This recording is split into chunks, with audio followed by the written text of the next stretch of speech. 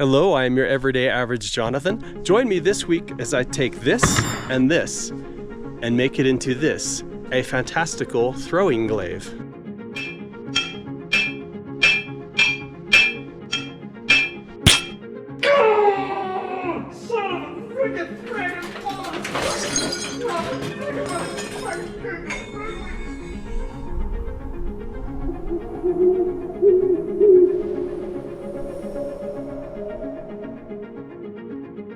Hello, I am your everyday average Jonathan. I'm an ordinary guy with ordinary tools making extraordinary items.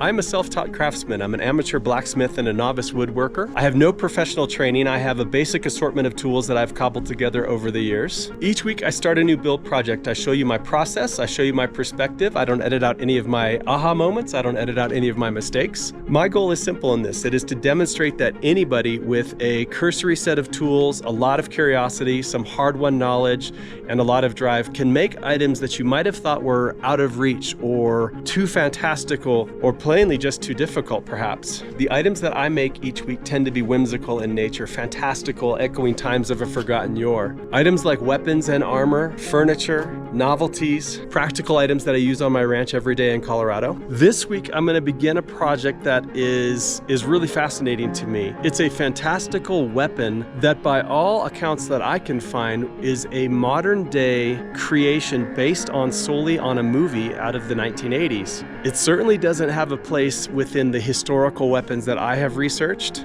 but I'll let you decide that for yourself. Come join me as I make what is going to be called a throwing glaive. Let's get to the shop and get started.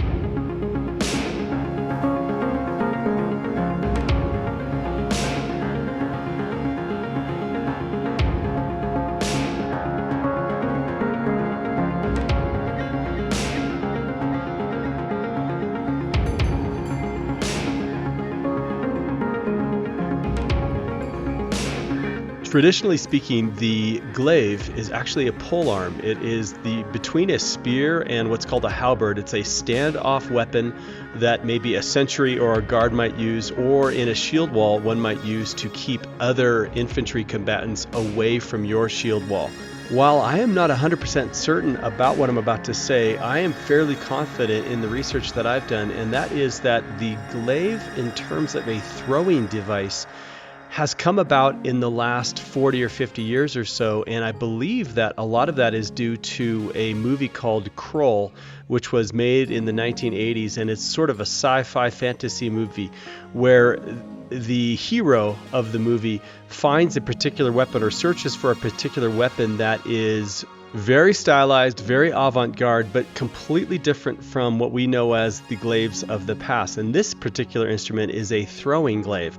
One of the striking characteristics of this device is that the size of this is nothing like a throwing star or even most of the shurikens that you may have seen over the past. In the movie, this is a very large 5-sided weapon that has blades on each tip. I believe, and someone will stand to correct me, I believe that this is the genesis of what has become now sort of a popular icon, which is the throwing glaive. You see this in movies, you see it in video games. It is something that we now know of more in our popular consciousness. I am very interested in 7-sided shapes. 7 is a very spiritual or mystical number.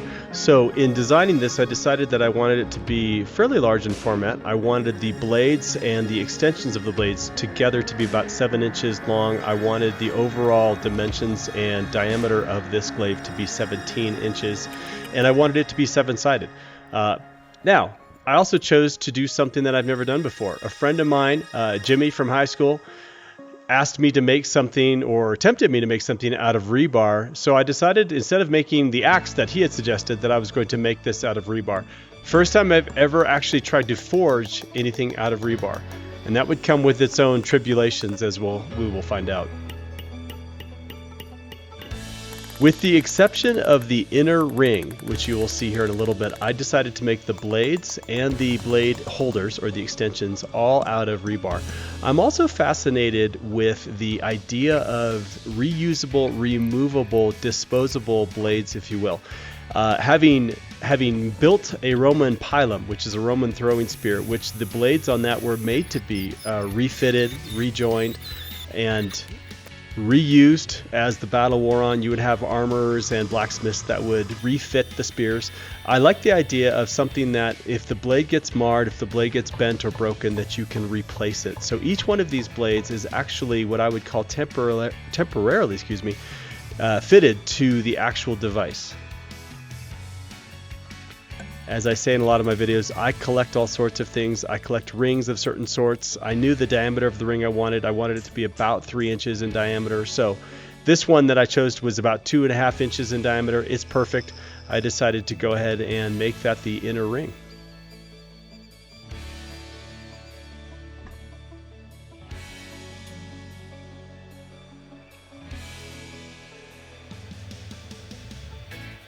Now I take each section of rebar and I'm going to go ahead and make a reverse bend in each of these. The blades, each of them bend a slightly off angle towards a different direction, and then the extensions, the things that hold the blades and are going to be attached to the ring, I'm going to have them bend the opposite way, just giving it a little bit of an S-curve feel to it.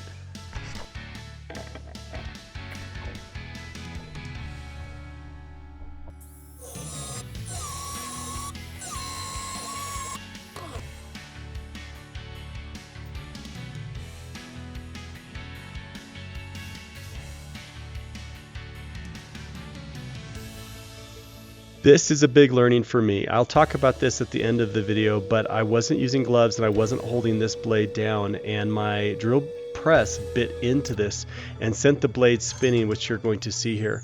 What you don't see is how quickly that blade spun to the side, narrowly missing my hand. I didn't have a glove on and I wasn't holding it down. So that is a huge learning for me. That could have been an extremely costly maneuver had my hand been any closer. Now I'm using a glove, as you see, and I'm actually holding it down with those vice grips, which I just think I'm going to start doing all of the time now. I put 2 rivets in each piece. Rivets, as many of you might know, they're actually a slightly softer metal. You need to deform them, you need to compress them into whatever work you're making. So it is nice, but putting softer rivets into soft rebar was kind of a lesson in futility.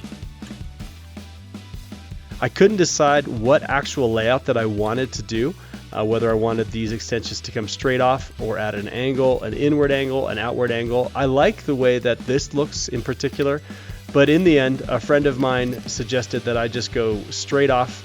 Each extension comes straight off the ring, and that's what I decided to do. Now, I've done this before, and I swear the last time I tried to make something that was 7-sided, I had to divide 8.5 by 7, which is exactly what I had to do here. Which is ironic because I really do think that the last time I did this, I was dividing 8.5 by 7. I'm going to make a little cut, not very deep, in each one of those little segments, those 7 segments, so that I can visually look at where I'm lining this up when I go to weld this. But before I do, and I had not looked into this, I hadn't made any sort of studying whatsoever, I wanted to make the rebar that I had formed into blades as hard as I possibly could. So I'm preheating this oil, and then I'm going to take each one of these blades when it gets to be red hot, loses its magnetic properties. I'm going to go ahead and quench it in this oil. In all honesty, I have a feeling that this didn't really harden it up too much. I think it hardened it up a little bit more, but not enough for it to be actual blade quality by any stretch of the imagination.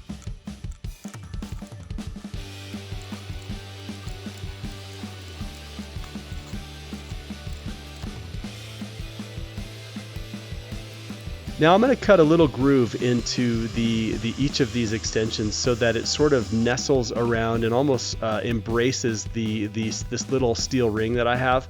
It's going to fit really well. It's going to fit very tightly. I want it to have a slight overlap in it as each of these extensions attaches to the ring, as you'll see here.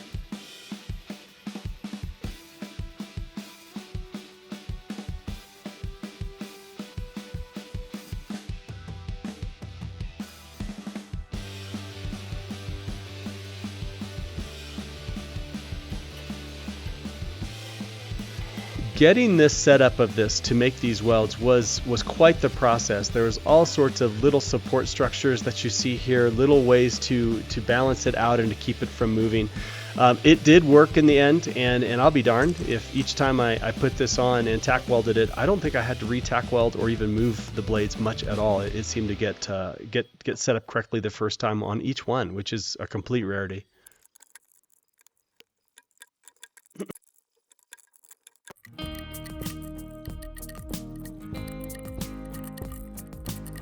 Now, all I'm going to do here is I often say my welds are just absolutely deplorable. What I'm going to do here is I'm just going to touch up the welds. I'm going to hit each of the blades and give it a slight shine to the edge because I did oil darken this and I want each of the edges to stand out a little bit. And then I'm going to come through and just go ahead and touch up each of the welds. Here's what it looks like. I thought that it would spin much better, and upon review it really didn't spin all that good. There was a few times that I spun this thing and it actually went flying off and nearly cut myself, but it wouldn't be my design in my shops if some of those things didn't happen. And now for the test. Out to the old target, and I was wearing a glove in one hand and I didn't really like the way that felt. It felt like I was losing dexterity completely, but as I often do, my first throw was wide right. I have to go retrieve this. I had every sensation that after retrieving this I was going to find it bent or broken, but on the second throw I decided probably should put that glove back on. Just a good idea to have a glove in the hand. Second throw, stuck like a champ.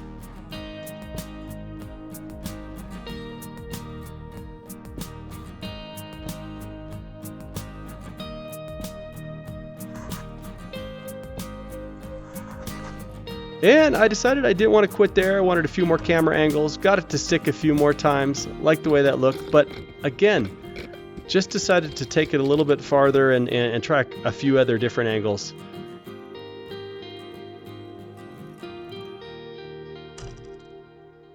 That one was definitely off kilter, and that one missed completely. Blade got stuck in the tree behind it and broke completely off, bent the other blade, and then it dawned on me how incredibly soft and ductile that rebar is. That's okay. I tack welded these back on. I actually tack welded every blade to the actual extension this time, so I just didn't rely on the rivets and the soft rebar to keep it intact. But I'm very pleased with how this turned out. I'm very pleased with the 7-sided nature of this, and it will be hanging in my shop. Well, thank you for joining me for that build. This was a very interesting build for me. I have not made anything out of rebar before. So straight in, what did I learn from this experience? First thing that I learned, I already knew this, but rebar is extremely soft. I heat quenched this, I heat treated this, which was basically just a huge waste of time and propane gas. Because come to find out that rebar has such little carbon in it that heat treating it, quenching it is not going to make it very hard, if any harder at all than it was. Second thing on that same note is how soft this rebar is. I made these blades to be replaceable just out of curiosity and design, but the attachments between the rivets and the blades and the rebar that was not quenched were so soft. I feel like I could bend these almost with my hand. If I put this in a vise and just push this around with my hand, I could absolutely bend this rebar. So an extremely soft, ductile implement that I've made here. As you saw on one of the throws that I did, it hit at a slight angle, it missed the target and landed in a tree next to it and at a slight angle, and it snapped off one of the blades that stayed embedded in the tree. And then there was another one that was actually bent out of sorts. So what I did is I came back and I just tack welded each one of these blades onto these little spines on both sides. That said, these are still gonna bend. I'm not at all convinced that this is going to do anything but bend or break if I continue to throw this. So this will probably just be hanging up in my shops as a novelty piece to look at and to talk about. The other thing that I learned, and this is really, really the big one, and I'm really, really grateful to have learned this, and that is that when I'm putting objects into my drill press and drilling a hole in them, a good 30, maybe even 50% of the time, the drill press will bite into it and sometimes catch onto or capture that which I'm trying to drill through, and then it'll spin it. I don't know why that happens.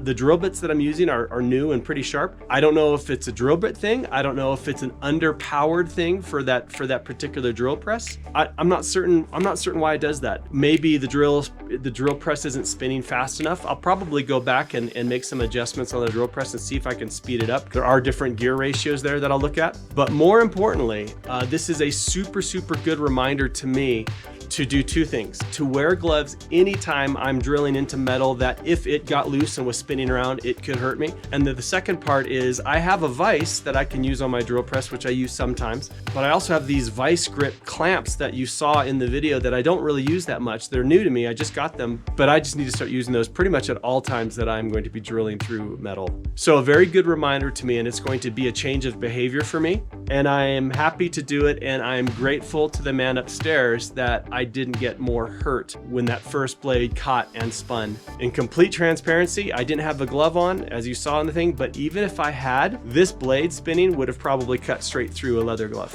So, thank you, Jesus. That's it for me for this week. Next week, I'm gonna start a new project, which I'm honored to do. I was approached by the PTO for my elementary school that my girls go to. They mentioned that they could use something called a buddy bench. And it's been a little while since I've made furniture, so I'm happy to do it. And it'll be in my own design aesthetic with a few interesting pieces to it. I look forward to sharing with you next week's buddy bench build. Until then, God bless. Have a great week.